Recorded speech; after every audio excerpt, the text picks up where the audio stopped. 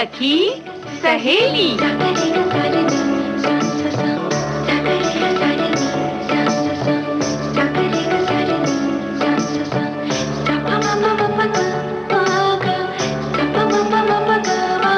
सखी सहेली।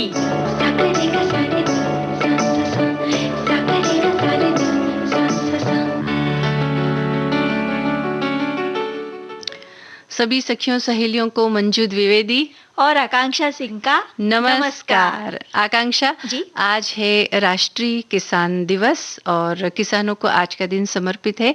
आज ही भारत के भूतपूर्व प्रधानमंत्री चौधरी चरण सिंह जी की जयंती है और उनके सम्मान में आज के दिन को किसान दिवस के रूप में मनाया जाता है। मंजू जी, भारत जो है वो हाँ। एक कृषि प्रधान देश है ना। किसान जब खेत में मेहनत करके अनाज पैदा करते हैं तभी वो हमारी थालियों तक पहुंचता है और जिसे खाकर हम अपनी क्षुधा शांत करते हैं। इसीलिए किसानों का सम्मान करना बेहद जरूरी है। बिल्कुल है, और किसान हर देश की प्रगति में सहायक होते हैं। उनकी वजह से कोई भी देश खाद्यान्नों के मामले में आत्मनिर्भर जी। बनता है और इसलिए हमें उनके प्रति कृतज्ञ होना चाहिए। वैसे तो हर दिन उन्हें धन्यवाद देने का दिन है, लेकिन आज का दिन विशेष रूप से उनके प्रति कृतज्ञता व्यक्त करने के लिए मनाया जाता है।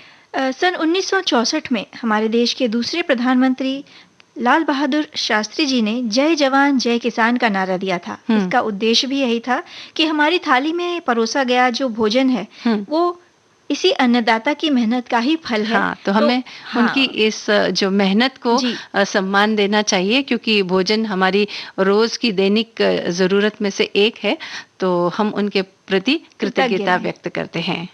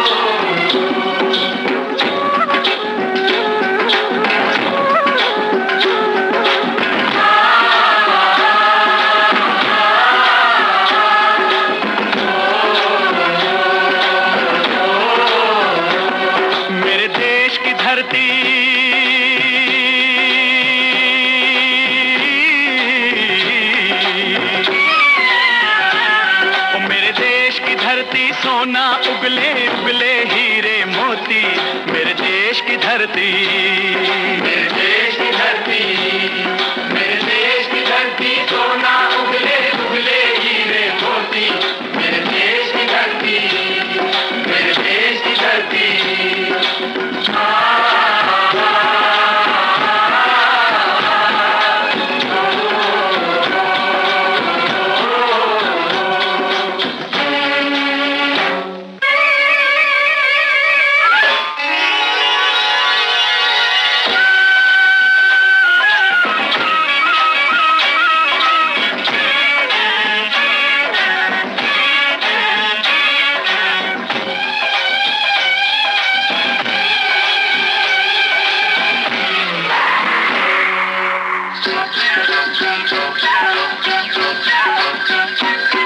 बैलों के गले में जब घुंघरू जीवन का राग सुनाते हैं, जीवन का राग सुनाते हैं, गम को सो दूर हो जाता है, खुशियों के कमल मुस्काते हैं, खुशियों के कमल मुस्काते हैं।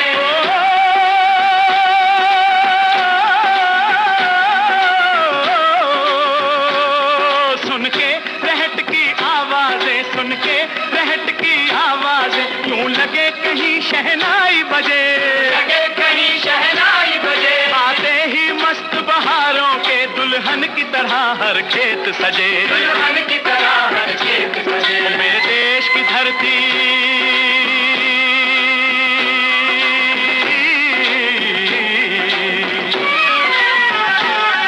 मेरे देश की धरती, सोना उगले उगले हीरे मोती, मेरे देश की धरती, मेरे देश की धरती।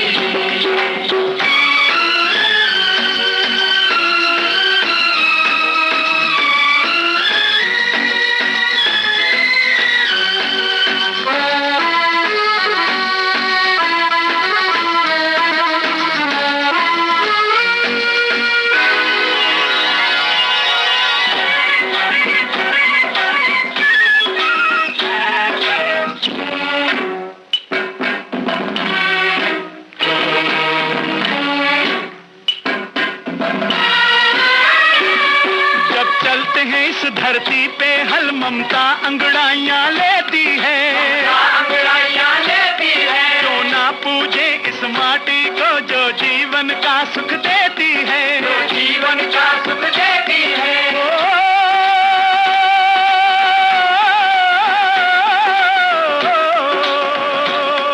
इस धरती पे जिसने जन्म लिया, इस धरती पे जिसने जन्म लिया उसने ही पाया प्यार तेरा, यहाँ अपना पराया कोई नहीं, यहाँ अपना पराया कोई नहीं है, सब पे माँ उपकार तेरा है, सब पे माँ उपकार तेरा। मेरे देश की धरती,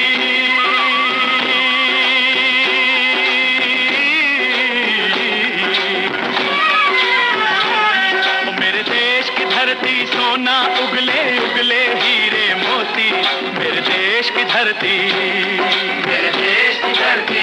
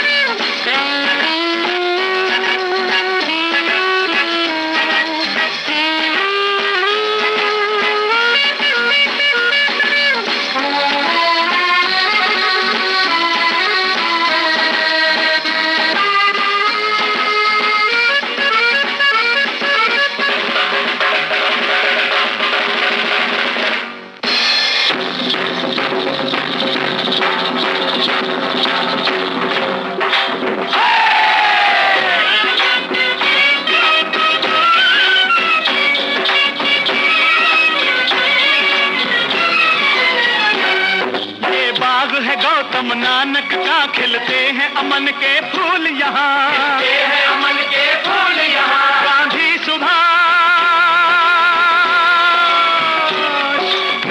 सुभाष टैगोर तिलक ऐसे हैं चमन के फूल यहाँ, ऐसे हैं चमन के फूल यहाँ। रंग हरा हरी सिंह नलवे से, रंग लाल है लाल बहादुर से, रंग बना बसंती भगत सिंह, रंग अमन कबीर जवाहर से, अमन कबीर जवाहर से। मेरे देश की धरती,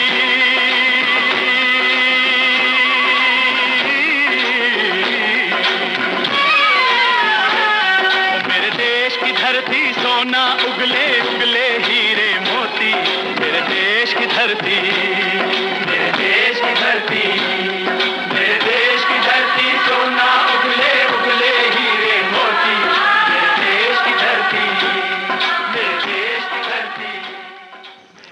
उपकार फिल्म का ये गाना आकांक्षा हमने सुना, और किस तरह से हमारे देश की धरती फल फूल अनाज और सब्जियों के रूप में सोना उगलती है, ये भी हमने सुना। और उसी से हमें पोषण मिलता है। हाँ, बिल्कुल मिलता है। और जब पोषण की बात चलती है ना आकांक्षा जी, तो एक बहुत महत्वपूर्ण चीज आती है, वो है फल या फलों का जूस। हम सभी इस्तेमाल करते हैं और इसे पीने में कहते भी हैं कि स्वास्थ्य बहुत अच्छा रहता है, इसे पीना भी चाहिए जी। लेकिन अगर इसके साथ ही इससे थोड़ी जुड़ी हुई कुछ सावधानियां भी हैं, अगर उनको ध्यान में रखा जाए तो उसका फायदा हमें पूरा मिलेगा और जो नुकसान है उसके उनसे हम बचे जाएंगे, है ना? बिल्कुल सही कहा आपने मंजू जी। हम अपने शरीर के लिए अगर कुछ अच्छा करते हैं तो अति से हमें बचना चाहिए। हम फल खाएं, फलों का जूस, फलों का रस उसका सेवन करें, बहुत अच्छी बात है। लेकिन कुछ सावधानियां जैसे कि आपने कहा कि जरूरी है, जैसे कि एक तो ये है कि जो फल हैं वो ताजे होने चाहिए। मतलब बहुत पुराने रखे हुए फल या उनका रस उसका सेवन आप ना करें। और फलों का रस जब निकाला जाता है, जब उसे आप बनाएं तभी का तभी उसका सेवन करें, उसे पी जाएं। बिल्कुल, यानी ताजा बना करके ताजा रस पिए। अगर थोड़ी देर, अगर हमने देखा भी है कि जैसे रस निकाल करके उसका थोड़ी देर के लिए रख देते हैं तो वो कड़वापन उसके अंदर आ जाता है, यानी कि वो खराब होने लग जाता और है। कुछ फलों के रस तो ऐसे होते हैं कि वो अपना रंग भी बदल देते हैं, कुछ काले हो जाते हैं। तो ऐसे रस का सेवन करने से बचें। हाँ। और दूसरी बात ये है कि फलों का रस निकालने के लिए हम कई चीज़ों का इस्तेमाल करते हैं, तो जूसर की बजाय अगर हम ब्लेंडर का इस्तेमाल करेंगे तो फलों का जो फाइबर है, हाँ। जो रेशे होते हैं, वो उस जूस के द्वारा आपके शरीर में भी हाँ, वो उसी के अंदर रहते हैं। जब जूसर में निकालते हैं तो होता क्या है, जो फाइबर होता है ना वो अलग हो जाता है और रस उसका अलग हो जाता है, यानी हमें केवल रस ही मिलता है, फाइबर अलग हो जाता है। जब ब्लेंडर में करते हैं तो उसका फाइबर और रस दोनों एक साथ रहते हैं, और तो जब उस तरह का रस हम पीते हैं तो फाइबर भी हमारे पेट में जाता है, और वो फाइबर जो होता है वो हमारे आंतों के लिए बहुत फायदेमंद होता है। तो वो रस पिए तो ज्यादा फायदेमंद होगा, है ना। इसके अलावा एक बात आती है कि जैसे कि कई बार हम व्रत उपवास करते हैं, या फिर कई लोगों का वजन बढ़ जाता है, तो वजन कम करने के लिए भी वो दिन भर सोचते हैं कि क्यों ना हम जूस वाली ही डाइट लें, यानी कि दिन भर एक के बाद एक के बाद एक के बाद किसी इस फल का रस, उस फल का रस, बदल बदल कर। लेकिन बात यह है कि हमारे शरीर को केवल एक ही तरह की न्यूट्रिशन की जरूरत नहीं होती, बल्कि सभी चीजों का पोषण आवश्यक होता है। यानी फल तो आप खाएं, जूस भी आप पिएं, लेकिन साथ ही साथ सब्जियों का और अनाज का भी उपयोग करना उतना ही आवश्यक होता है। अगर आप दिन भर केवल फल के रसों पर रहने, हाँ कभी एक दिन, जैसे कि महीने में कोई एक दिन अगर आपने चुनाव कर लिया कि भाई एक दिन मैं व्रत रखता हूँ या उपवास रखता हूँ, तब तो ठीक है। लेकिन जैसे कई बार होता है कि आजकल बैठे बैठे काम करने की प्रवृत्ति ज्यादा है, श्रम लोगों में कम हो गया है, उतना ज्यादा वो नहीं करते, तो जब बैठे बैठे काम करते हैं तो वजन बढ़ जाता है। तो वो ये सोचते हैं कि हम जो ठोस आहार ना लेकर के केवल रस पर ही अपना दिन बिताएं। एक नया शब्द इजाद हुआ है, लिक्विड डाइट कर रहे हैं हम। हाँ, तो वैसा करने से क्या होता है ना कि पोषण की कमी हो जाती है। इसलिए आप रस पिएं, लेकिन साथ ही साथ दूसरे पोषण का भी ख्याल रखें। बस ध्यान इतना रखना है कि जो कुछ या जितना कुछ हम खा रहे हैं उसके मुताबिक, उसके अनुकूल हमें थोड़ा सा व्यायाम भी करना है। अगर हम व्यायाम करेंगे तो वो सब हजम हो जाएगा, है ना। और डिब्बा बंद रस के बारे में क्या कहेंगे हम? वो तो बहुत बहुत बहुत नुकसानदायक होता है हमारे शरीर के लिए। ये जो डिब्बा बंद रस होता है मंजू जी, ये कई प्रक्रियाओं से गुजरता है, इसलिए उसमें जो पोषक तत्व होते हैं वो काफी कम हो जाते हैं। और ऐसे रसों में, डिब्बा बंद रसों में जो शर्करा की मात्रा होती है, यानी शक्कर जो होती है, वो फायदे की बजाय हमें नुकसान पहुंचाती है, क्योंकि वो एक लिमिट से अधिक मात्रा में होती है। बिल्कुल। प्राकृतिक फल या फल के रस में जितना जो शर्करा होता है, जो हमारे शरीर के लिए काफी होता है, जब ये डिब्बा बंद रस बनाए जाते हैं तो काफी प्रक्रिया से गुजरने के बाद और उनका स्वाद बढ़ाने के लिए उसमें शक्कर की मात्रा मिलाई जाती है। बिल्कुल। तो अगर आप बार बार वो जो पैकेट वाले अगर आप रस पीते हैं तो उसमें शर्करा की मात्रा जब शरीर में आपके अधिक हो जाएगी तो हो सकता है कि कई और बीमारियों को वो जन्म दे दे। और खासतौर से जिन्हें डायबिटीज या ब्लड शुगर से संबंधित कोई और बीमारी है, ऐसे लोग अगर उस जूस को ज्यादा पीते हैं तो वो ज्यादा पीना उनके लिए नुकसानदायक साबित हो सकता है। और ऐसे जूस से, ऐसे रसों से हमें तुरंत एनर्जी तो मिलती है, लेकिन लंबे समय तक ये एनर्जी कायम नहीं रहती। और अगर हम लगातार ऐसे रसों का उपयोग करते रहते हैं तो वो हमारे शरीर को लंबे समय के बाद, मतलब एक धीमी प्रक्रिया से चलते काफी नुकसान पहुंचाते हैं। बिल्कुल। तो अगर हो सके तो आप रॉ फल का, यानी सीधा फल लाएं, उसे अच्छी तरह से धोएं। अगर जैसे कि एप्पल वगैरह लाते हैं तो हमने ये सुना है कि उसके ऊपर एक वैक्स की पतली मोम की एक पतली परत चढ़ाई जाती है ताकि फल चमकते रहें, देखने वालों को अच्छा लगे। हाँ, तो ऐसे फलों को आप गर्म पानी से भी धो सकते हैं। यानी कुल मिला के जो भी फल आप लाएं उसे पहले अच्छी तरह से धोएं और सीधा फल आप खाएं। लेकिन कभी कभी कोई व्यक्ति जैसे बीमार हो जाता है, फल खाने की स्थिति में नहीं रहते हैं, तो जूस बनाने के देने की भी आवश्यकता पड़ती है। तो आप उसे ताजा जूस घर में ही बनाएं और उसके बाद उन्हें पिलाएं, ये उनके लिए ज्यादा फायदेमंद होगा। और कई फल ऐसे होते हैं मंजू जी जो जब हम चबा कर खाते हैं तो हमारे मुंह में जो लार उत्पन्न होती है उसके साथ जब वो घुलते हैं और फिर हमारे शरीर में प्रवेश करते हैं तो हमें ज्यादा फायदा पहुंचाते हैं। साथ ही साथ फलों को चबाकर खाने से जो हमारे जबड़े हैं उनकी कहीं ना कहीं कसरत होती है। इसका सबसे अच्छा उदाहरण है गन्ना। गन्ने का जब हम रस पीते हैं तो उसमें काफी कुछ चीजें मिला दी जाती हैं। कभी थोड़ी सी शक्कर रहती है, थोड़ा सा नींबू रहता है, पानी भी मिला रहता है। लेकिन गन्ने का जब आप ऐसे ही सेवन करते हैं, छील के उनको खाते हैं, तब हमारे दांतों की और मसूड़ों की कसरत भी होती है, साथ ही साथ वो जो गन्ने का रस रहता है ना, वो उसी प्राकृतिक रूप में ही आपके शरीर में जाता है। तो कोशिश करें कि गन्ने का जूस पीने की बजाय उसे चबा कर खाएं। बिल्कुल। और बस हमारा यही कहना है कि आप जूस पिएं। बिल्कुल कहते हैं कि गालों को गुलाबी करने के लिए और अपने फिगर को अच्छा बनाए रखने के लिए, मेंटेन रखने के लिए ऐसी डाइट लेना ठीक है, लेकिन उसके साथ साथ जो थोड़ी सी सावधानियां थी वो हमने आपको बताई, और उन सावधानियों के साथ अगर इनका सेवन करेंगे तो आपको फ़ायदा ज़्यादा पहुंचेगा और हो सकता है कि आपके गाल वाकई में गुलाबी दिखने लगे।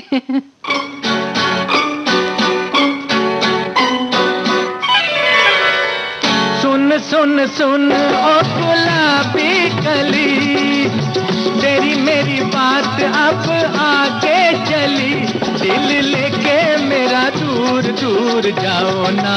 चाचा आया है बड़ा छला दिलदार रसिया, बच्चा आगे बढ़ा तो खबरदार रसिया। सुन सुन सुन ओ गुलाबी कली है, तेरी मेरी बात अब आगे चली, दिल लेके मेरा दूर दूर जाओ ना। अरे चाचा आया है बड़ा छला दिलदार रसिया, बच्चा आगे बढ़ा तो खबरदार रसिया।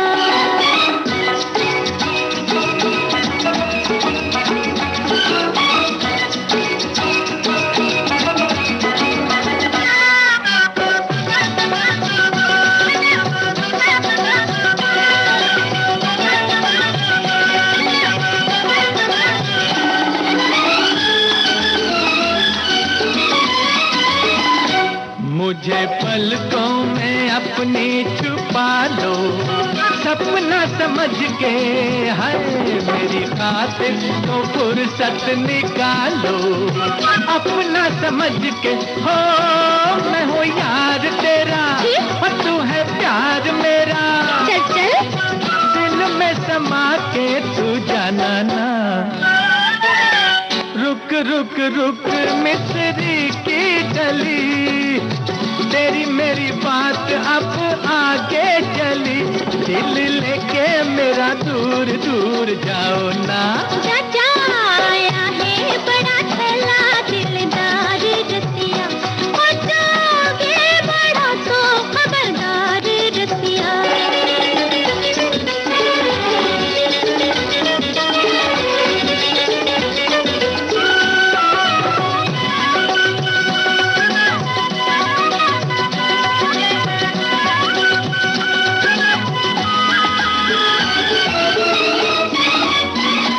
है सड़क पे लिए दिल को फिरता, मजनू का चेला है भर भर की राहों में गिरता, करे है झमेला ओ अरे कच्चे शिकारी। अच्छा ये मेरी होशियारी, समझे वो मुझको बनाना ना।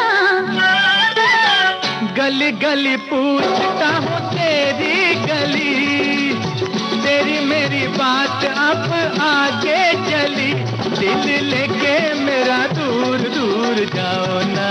चाचा आया है बड़ा छला दिलदार रसिया, बच्चा आगे बढ़ा तो खबरदार रसिया।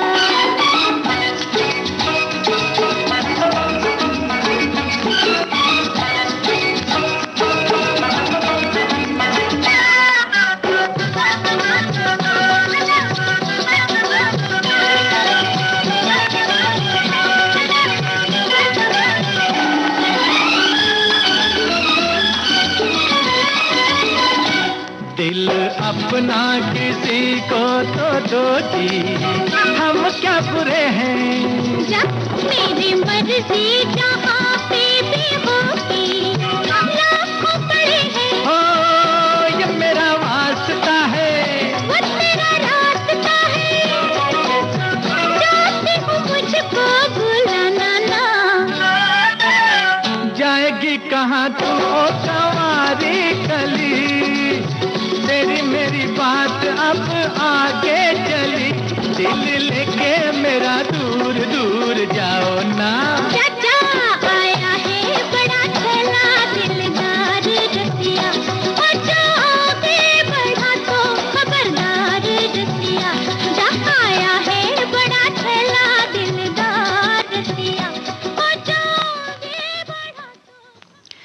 आकांक्षा, जी।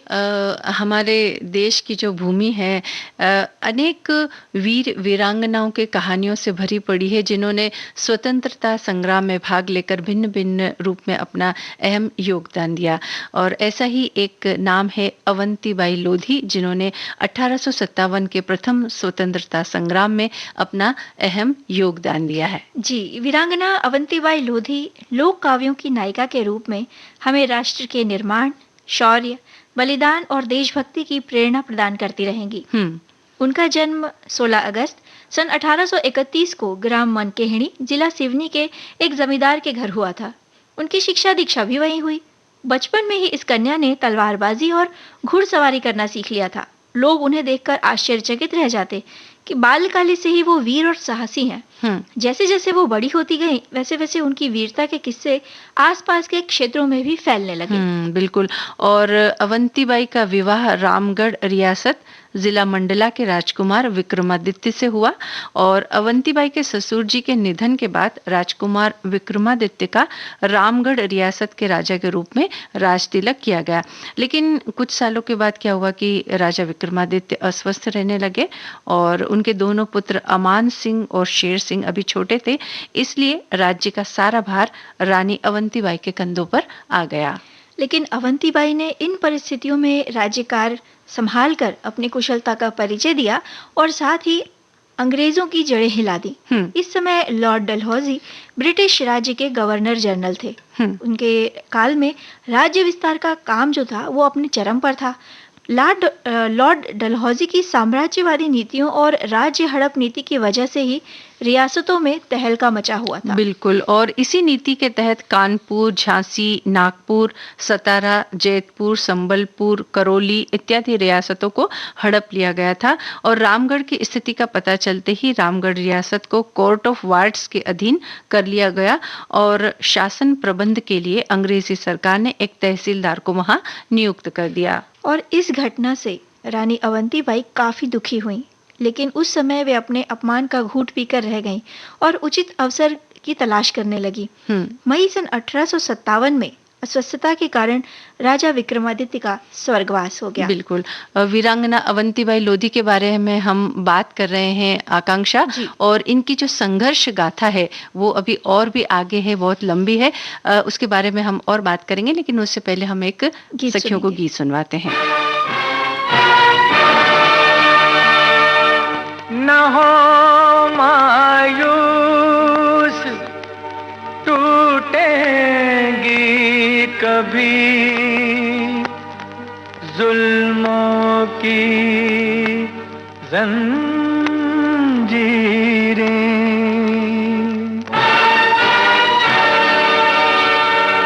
उलट जाएंगी तदबीरें, बदल जाएगी तकदीरें।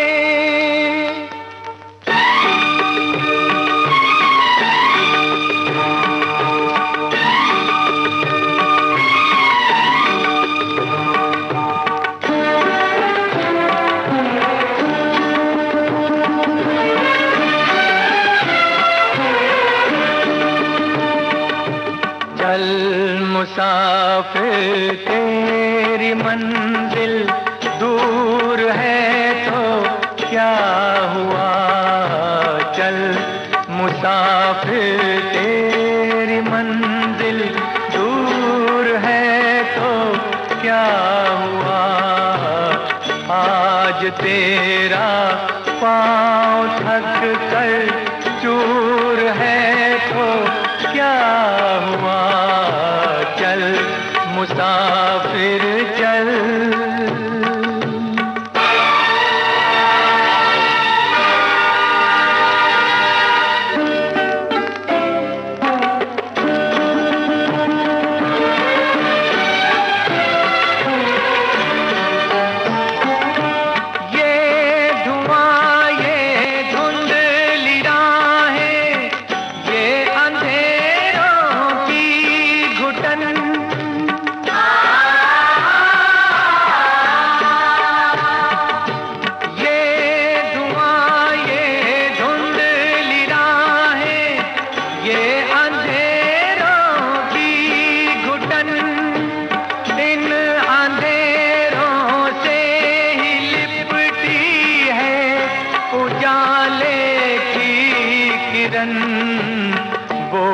किरण गर आज तक बेनूर है तो क्या हुआ, चल मुसाफिर चल।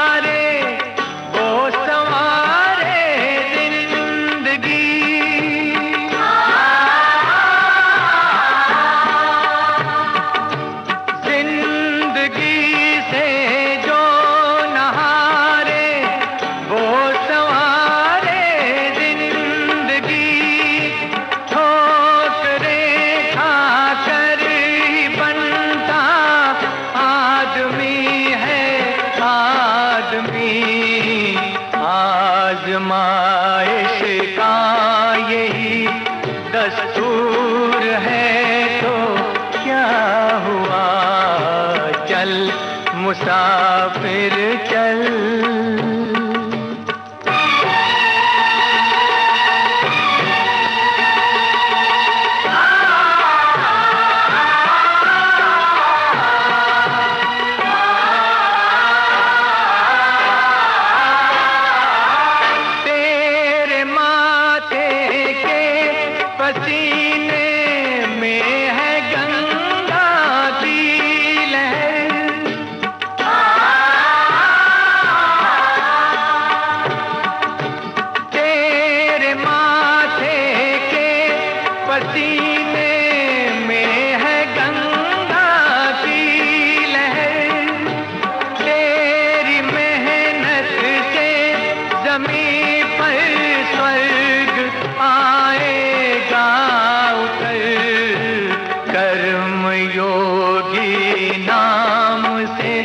मजदूर है तो क्या हुआ, चल मुसाफिर तेरी मंजिल दूर है तो क्या हुआ, आज तेरा पाँव थक कर चूर है तो क्या हुआ, चल मुसाफिर चल।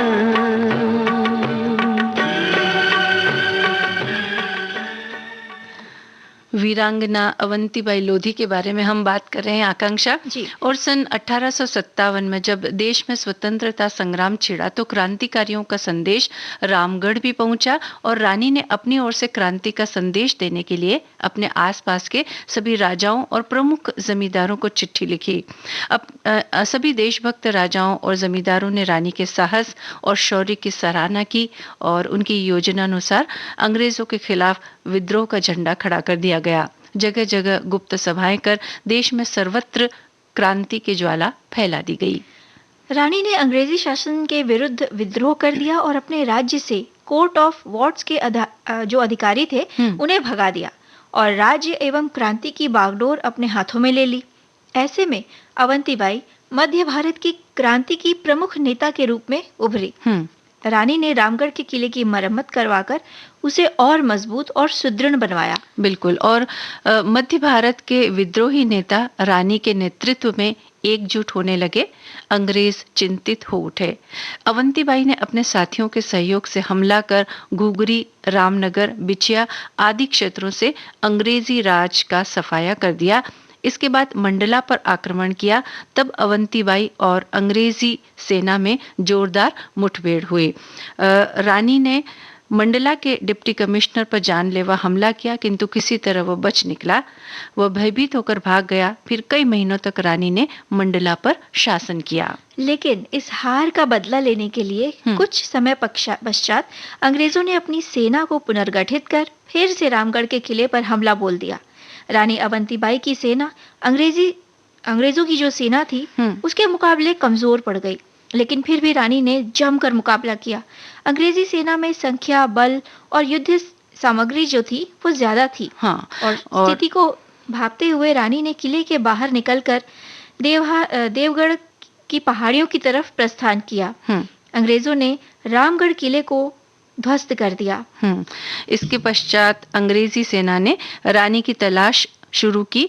अंग्रेजों ने रानी के पास आत्मसमर्पण का संदेश भिजवाया, लेकिन रानी ने इसे अस्वीकार कर दिया और अपनी ओर से फिर एक संदेश भिजवाया कि लड़ते लड़ते बेशक मरना पड़े लेकिन डरूंगी नहीं। उनके साहस, आकांक्षा देखिए, इस तरह का साहस दिखाना ये कोई मामूली बात नहीं थी। लेकिन आज हम इसीलिए उन वीरांगना को याद कर रहे हैं कि जो उन्होंने साहस उस समय दिखाया था। इसके बाद अंग्रेजों ने धावा बोल दिया। कई दिनों तक युद्ध चलता रहा। रानी बुरी तरह घायल हो गई, लेकिन उन्होंने आत्मसमर्पण नहीं किया, बल्कि अपने अंगरक्षक से तलवार छीनकर अपने आप को समाप्त कर लिया। अवंतीबाई ने वीरता की मिसाल रखी और धन्य है वो वीरांगना जिसने ये अद्वितीय उदाहरण हमारे समक्ष प्रस्तुत किया। ऐसी वीरांगनाओं को हम शत नमन करते हैं। तो आकांक्षा, देखो, प्रत्येक बुधवार को हम वीरांगना ऐसी जो हमारे देश की रही हैं, जिन्होंने स्वतंत्रता संग्राम में बहुत बढ़ चढ़कर हिस्सा लिया और काफी कुछ किया। उनको देखकर दुश्मन जब भयभीत होते थे। तो सचमुच ये उदाहरण देने लायक ही बात होती है। और बुधवार के दिन एक और ख़ास बात होती है हमारे कार्यक्रम में कि हम गीत मंजरी के अंतर्गत किसी विषय को चुनते हैं और उसी से संबंधित आपको गीत भी सुनवाते हैं। उस विषय पर हमारी बहुत सारी बातें भी होती है। तो आज जो हमने विषय चुना है वो कुछ उड़ता हुआ सा है। सिर्फ उड़ता नहीं, बहुत ऊंचा उड़ता हुआ, और उसके पंख होते हैं तभी तो उड़ता है वो। बिल्कुल, जैसे साहस की उड़ान बहुत ऊंची होती है, वैसे पक्षियों की उड़ान भी बड़ी ऊंची होती है। तो आज हम पक्षियों के बारे में बात करेंगे, लेकिन बात करने से पहले एक गीत सुनवा देते हैं।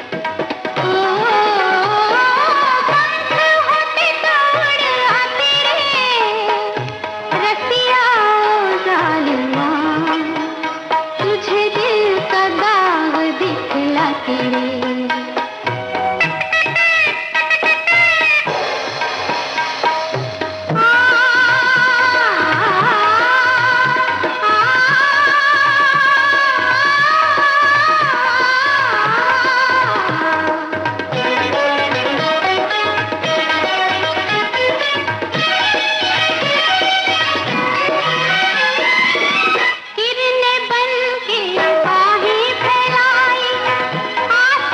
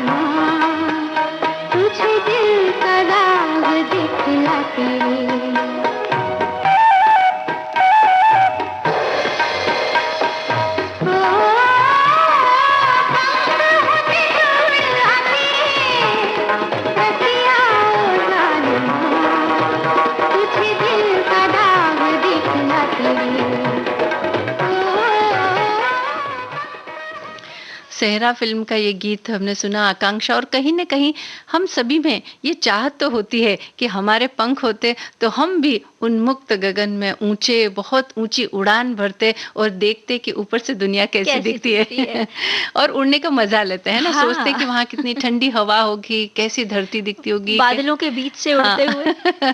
हाँ, यानी जब भी हम पक्षियों को देखते हैं तो शायद हम सभी के मन में ये बात तो जरूर आती है। बिल्कुल होती है। सोचिए ना, पक्षी या चिड़ियों की जो चहचहाट होती है, सुबह जब हम आँख खोलते हैं तो एक तरह से उनका ये जो शोरगुल होता है, जो मीठा संगीत होता है, उससे हमारी आँख खुलती है, नींद खुलती है। और घर के आसपास अगर हम ध्यान से देखें किसी दिन अपने भाग दौड़ भरी जिंदगी से थोड़ा सा समय चुरा कर, तो हम देखेंगे कि जो पक्षी होते हैं वो साथ ही साथ उनका पूरा कुनबा पेड़ों की डालियों पर इधर उधर फुदक रहा होता है पूरी चहचहाट के साथ।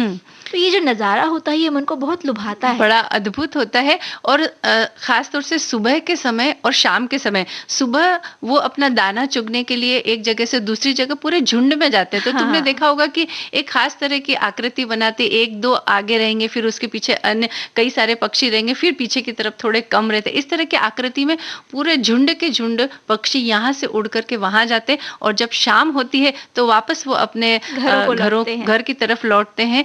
तब वापस फिर से उसी झुंड को हमें देखने को मिलता है। तो ये जो नज़ारा होता है ये वाकई हमारे मन, मस्तिष्क, आंखों को सभी को बड़ा सुकून देने वाला होता है। और जैसा कि तुमने अभी कहा था कि सुबह सुबह जब उनकी चहचहाट होती है तो सचमुच जब नींद खुलती है तब उन्हीं पक्षियों के ना चू चू चू चू की आवाज़ होती है, तो हम सोचते हैं हाँ अब सवेरा हो गया है, उठने का समय हो गया। और जब चहचहाने की बात चली है ना आकांक्षा, तो लॉकडाउन के दौरान तुमने देखा होगा कि जब हम सब लोग घरों में थे तो पक्षियों की संख्या कुछ ज्यादा हो गई थी और ज्यादा उनकी आवाज हमें सुनाई दे रही थी और बड़े स्पष्ट तरीके से हमारे आसपास वो हमें दिखाई देने लगे थे। क्योंकि हुआ ये था, हम सभी अपने अपने घरों में थे, सारी गतिविधियां रुकी हुई थी, सड़कों पे ट्रैफिक नहीं था, मशीन, कल कारखाने सभी बंद थे और हम अपने घरों में थोड़े से इत्मीनान में थे, हमें कहीं दौड़ना भागना नहीं था। तो पक्षियों का ये जो कलरव था, ये जो संगीत था, वो अपने आप ही अनायास ही हमारे कानों तक पहुंच रहा था। क्यों से कि हम धीरे धीरे ध्यान दे रहे थे प्रकृति की ओर। हाँ, ध्यान भी दे रहे थे और कहीं न कहीं शायद थोड़ा प्रदूषण भी उन दिनों कम हुआ था, इसलिए भी वो हमारे आसपास आने लगे थे। लेकिन बातें अभी और भी होगी, उसके पहले हम एक गीत पहले सुनवा देते हैं।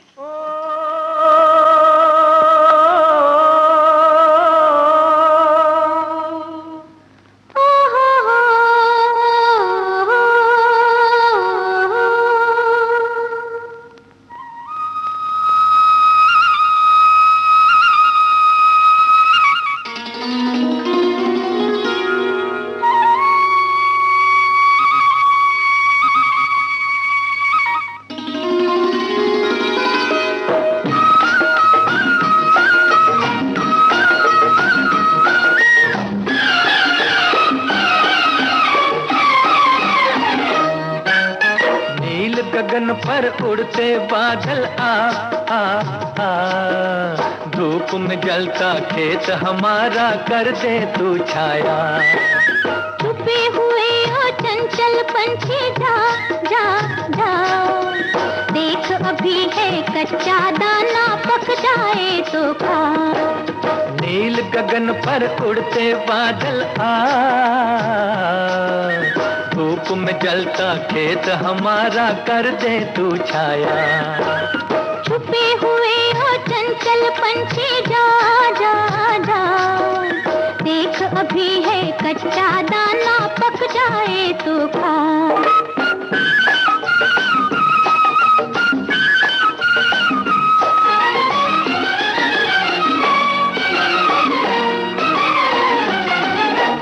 बहता बहता क्यारियों में ठंडा ठंडा पानी,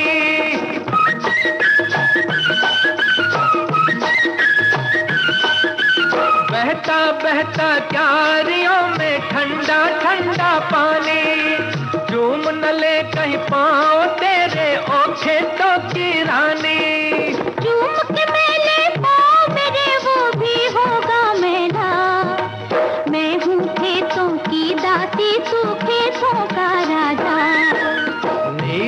गगन पर उड़ते बादल आ आ आ, धूप में जलता खेत हमारा कर दे तू छाया।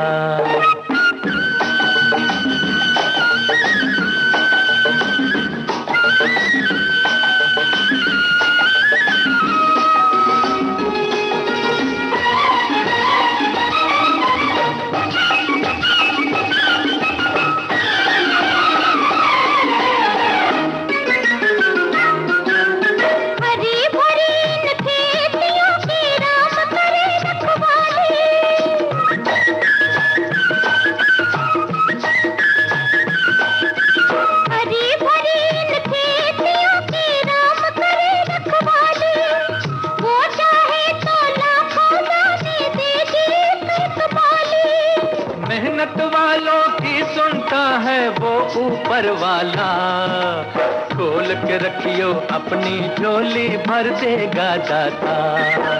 छुपे हुए हो चंचल पंछी जा जा जा, देख अभी है कच्चा दाना पक जाए तो खा।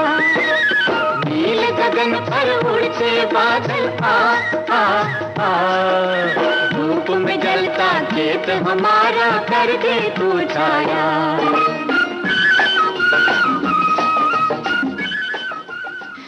खानदान फिल्म का ये गीत हमने सुना।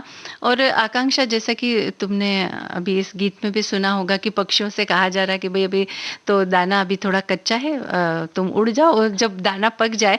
तो ये हमारे भारत की संस्कृति कि हम पक्षियों से भी ये कहते हैं कि जब दाना पक जाए तो वो खाने के लिए आना आए। और याद करिए मंजू जी, बचपन में जब हम हाथ में या प्लेट में दाना लेकर, कच्चे चावल या बाजरी के दाने लेकर आंगन में खड़े हो जाते थे या बाहर पेड़ के नीचे खड़े हो जाते थे और ये इस ताक में रहते थे कि कब वो चिड़िया आएगी और हमारे आसपास जो हमने दाने बिखराए हैं या जो कटोरी में जो दाने रखे हैं वो आके खाएगी, सिर्फ इसलिए ताकि हम उसे एक बार एक नजर पास से देख सके। हाँ, और हमारी जो घर के बड़े बुजुर्ग होते थे ना, दादी नानी होती थी ना, वो भी बच्चों के हाथ में एक कटोरे में थोड़ा सा अनाज दे देती थी और कहती थी कि जाओ छत पे डाल के आओ पक्षियों के लिए। तो ये भी बात जो है हमारी संस्कृति का एक हिस्सा है कि हम सभी का कितना ख्याल रखते हैं। और हम ये चाहते हैं कि हम सभी इन पक्षियों का भी ख्याल रखें, क्योंकि हमने ये देखा है कि पेड़ों की जिस तरह से संख्या कम हो रही है उसकी वजह से कई सारी पक्षी जो हैं वो विलुप्त होते जा रहे हैं या विलुप्त होने की कगार पर है। जबकि देखा जाए तो कई सारे पक्षी ऐसे हैं जो किसानों के मददगार भी साबित होते हैं, यानी वो कई सारे ऐसे कीड़े मकोड़े होते हैं जिन्हें खा लेते हैं, जिसकी वजह से फसल बर्बाद होने से बच जाती है। बिल्कुल बिल्कुल, जो पक्षी होते हैं वो जो हमारा इकोसिस्टम है उसको ठीक बनाए रहने में काफी सहायक होते हैं। और जैसा कि आपने बताया कि कई हानिकारक कीड़े जो होते हैं जो फसल को नुकसान पहुंचाते हैं, फसलों को, वो ये पक्षी उन्हें खाते हैं।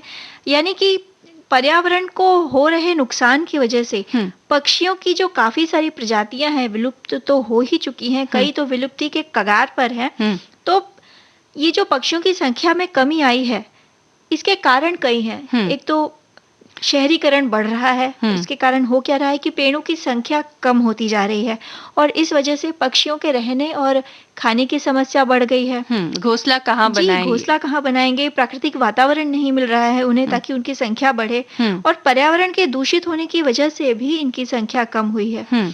और पक्षियों का कम होना जो हम मानव जाति के लिए काफी नुकसानदेह साबित होगा, क्योंकि पक्षी जो है वो प्रकृति का एक हिस्सा है, जो हम जिसे इकोसिस्टम कहते हैं। हम मानव भी उसी इकोसिस्टम का हिस्सा है। एक खाद्य चेन जो होती है वो उसका एक हिस्सा होते हैं। जैसे जंगल में हमने देखा होगा कि कई सारे प्राणी जब मर जाते हैं तो उनका जो मुख्य हिस्सा होता है दूसरे प्राणी खा लेते हैं, लेकिन जो छोटे छोटे उसके अवशेष हो जाते हैं तो वो ये पक्षी खा करके वहाँ साफ सफाई कर देते हैं। यानी कि जगह को साफ करने में भी इनका एक अहम योगदान होता है। और अगर ये उन जो अवशेषों को नहीं खाएंगे तो गंदगी फैल जाएगी और हो सकता है उससे कई सारी बीमारियां फैलने की शंका बनी रहे। अब हम अपनी तरफ से जो मदद कर सकते हैं पक्षियों के लिए वो ये कर सकते हैं कि एक तो आसपास अगर आपके जगह है तो कम से कम 2-4 पेड़ आप लगा सकते हैं। और पक्षी जब आपके घर आंगन में आए तो उन्हें थोड़ा सा दिल से उनका स्वागत कीजिए, भगाने की बजाय उन्हें। और आपके बालकनी में कहीं पानी की अगर व्यवस्था हो सके थोड़ा सा पानी भर के कहीं लटका दें, वहां पर थोड़ा दाना रख दें तो पक्षी आएंगे आएंगे, दाना खाएंगे और थोड़ा सा चूं चूं करके चले जाएंगे। आप भी आनंदित होंगे और उनका भी पेट भर जाएगा। बिल्कुल तो भर ये हम जाएगा। अपनी तरफ से कर कर सकते हैं। सकते हैं। और अगर ये सोच रहे हैं श्रोता या सखियां कि शहरों में ये दिक्कत आती है कि हम कहाँ रखें, तो कोई बात नहीं। शहरों में जो हमारी जो फ्लैट संस्कृति है, माना कि इसमें जगह थोड़ी कम है, हमें खुली जगह नहीं मिलती, फिर भी हर घर में खिड़कियां तो होती ही हैं। तो खिड़कियों में कुछ जतन करिए, थोड़ा दिमाग लगाइए और पक्षियों के लिए दाना रखने की व्यवस्था करिए, साथ ही साथ पानी भी रख दें। और ऐसे आजकल कई लोग ऐसा करते हैं, छोटी सी घोंसला बनाने जैसी जगह भी बना देते हैं, या एक छोटा एक लकड़ी का कुछ बना हुआ, मिट्टी का बना हुआ भी एक बर्तन जैसा मिलता है, जिसमें वहां पर आते हैं पक्षी और दाना खा सकते हैं, और घोंसला बनाने जैसी व्यवस्था भी उनके लिए होती है। तो ऐसा कोई जतन आप कर सके तो बहुत बेहतर होगा। लेकिन फिलहाल हम ये जतन कर रहे हैं कि आपको एक प्यारा सा गीत सुनवा दें।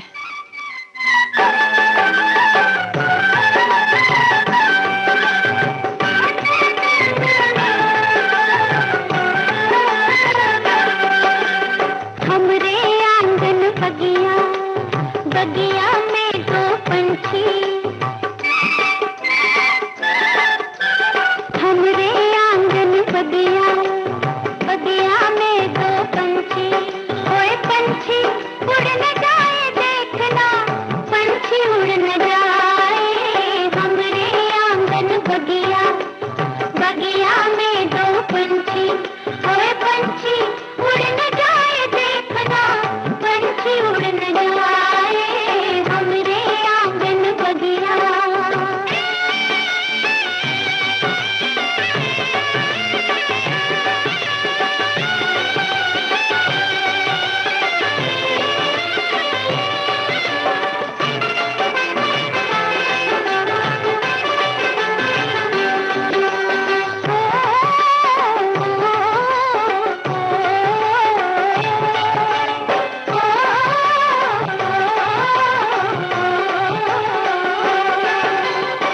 पहला पंछी प्यार है, इस प्यार से करियो प्यार, इस प्यार से करियो प्यार। पहला पंछी प्यार है, इस प्यार से करियो प्यार, इस प्यार से करियो प्यार। प्यार हो तो सोना सोना, प्यार हो तो सोना सोना, लागे संसार रखेरे। हमरे आंगन बगिया, बगिया में दो पंछी, ओए पंछी उड़ न जाए देखना, पंछी उड़ न जाए। हमरे आंगन बगिया।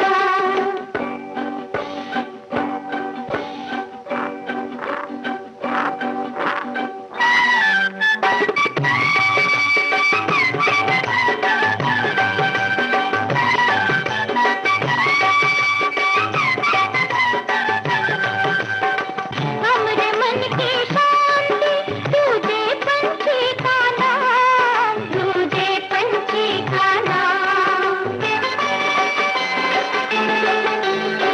हमरे मन की शांति दूजे पंछी का नाम, दूजे पंछी का नाम।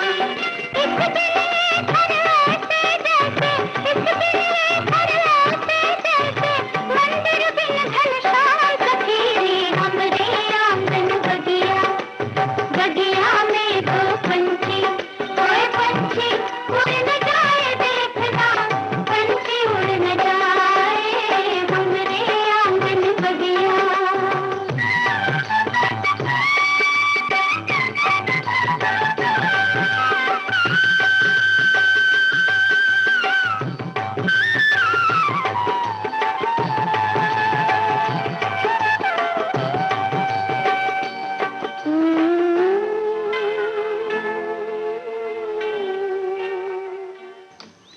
मंजू जी, तीन बहुरानियां फिल्म का ये गीत था। आंगन में पंछी आए और एक खुशी हमें देकर जाए, ये हम सभी का सपना होता है। लेकिन हम जैसे जैसे प्रगति करते जा रहे हैं, एक हम सभी, हम मानव जाति जो है एक दौड़ में शामिल है। तो दौड़ते दौड़ते हम कभी कभी ये भूल जाते हैं कि ये जो पृथ्वी है, जो प्रकृति है, सिर्फ हमारी नहीं है, हमारी सिर्फ मनुष्य जाति की नहीं है। ये सभी की है। बिल्कुल। इस पे जितने संसाधन उपलब्ध हैं, मानव के अलावा जो पशु हैं, जो पक्षी हैं, वो भी इसके उतने ही बराबर के हकदार हैं। उनका भी इस पर अधिकार है, वो भी इनका उपयोग करके ही यहाँ रह पाएंगे, है ना। केवल हम ही उपयोग करेंगे और उसका दोहन कर देंगे तो उनके लिए कुछ नहीं बचेगा। वैसे पक्षी और भी एक तरह से हमारे लिए बहुत सहायक होते हैं आकांक्षा, कि वो बहुत सारे जो पेड़ पौधों के बीज होते हैं उन्हें खा लेते हैं, निगल लेते हैं, और जब वो दूसरी जगह जाते हैं और वहां उनका उत्सर्जन करते हैं तो वहां नए उन बीजों की वजह से नए पेड़ उगाते हैं। तो यानी कि पेड़ों के फैलाव के लिए, बीजों के फैलाव में भी ये हमारी बहुत सहायता करते हैं, है ना। बीज प्रसरण में ये काफी सहायक होते हैं और जो कि इकोसिस्टम के लिए बहुत आवश्यक है। हाँ, वरना होगा क्या कि कोई एक टाइप का जो पेड़ है वो एक ही एरिया में रह जाएगा, दूसरी जगह तक वो पहुंच नहीं पाएगा। लेकिन इन पक्षियों की वजह से वो एक पेड़ की या पौधे की प्रजाति कहीं दूर दूर तक पाई जाती है। जैसे हमने देखा होगा ना कि पीपल के पेड़ और बड़ के पेड़ हमारे कई बार हमारी दीवारों के अंदर भी वो छोटे छोटे पौधे उगाते हैं, या हमारे आंगन में अगर कहीं थोड़ी सी जगह है तो वहां पर वो ना छोटे छोटे उसके उगाते हैं, पौधे उगाते हैं, और हम सोचते हैं कि भाई यहाँ पीपल का पेड़ कैसे उग गया, ऐसा सोचते हैं। बिल्कुल सही बात है।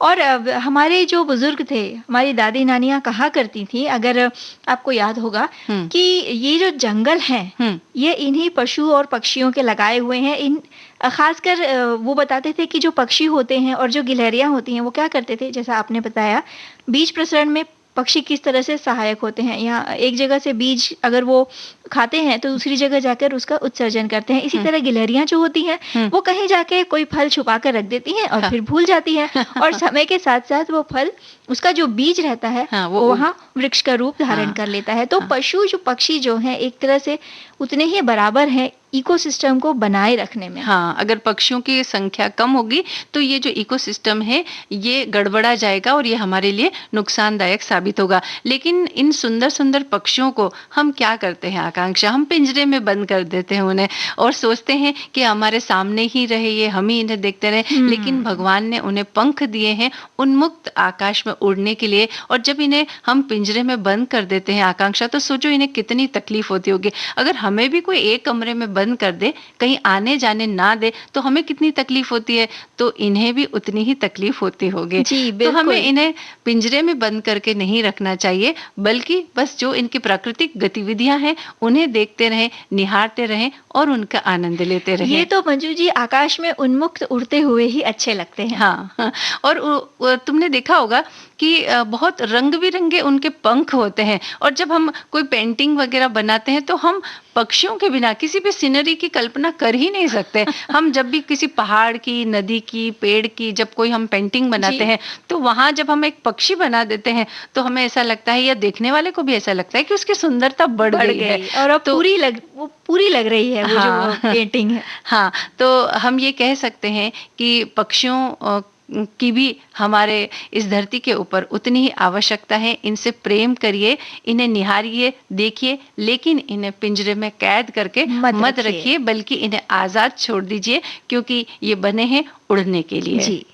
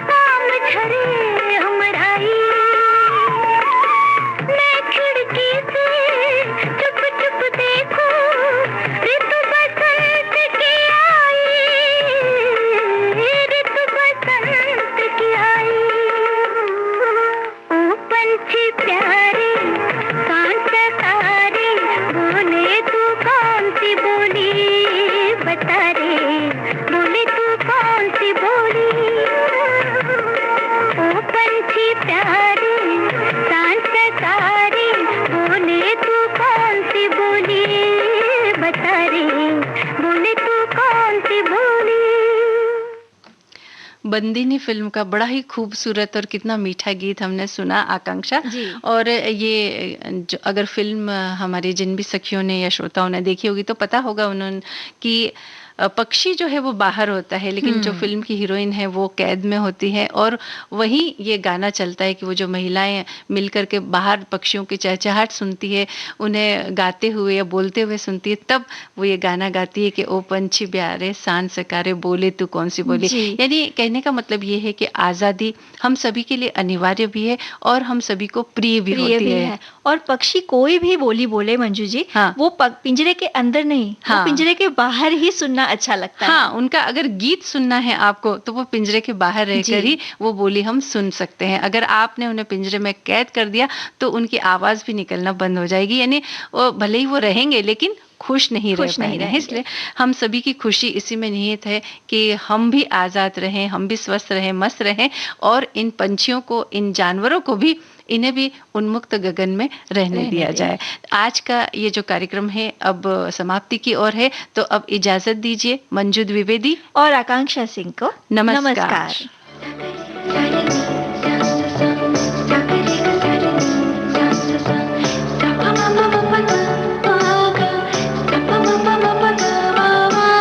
सखी सहेली।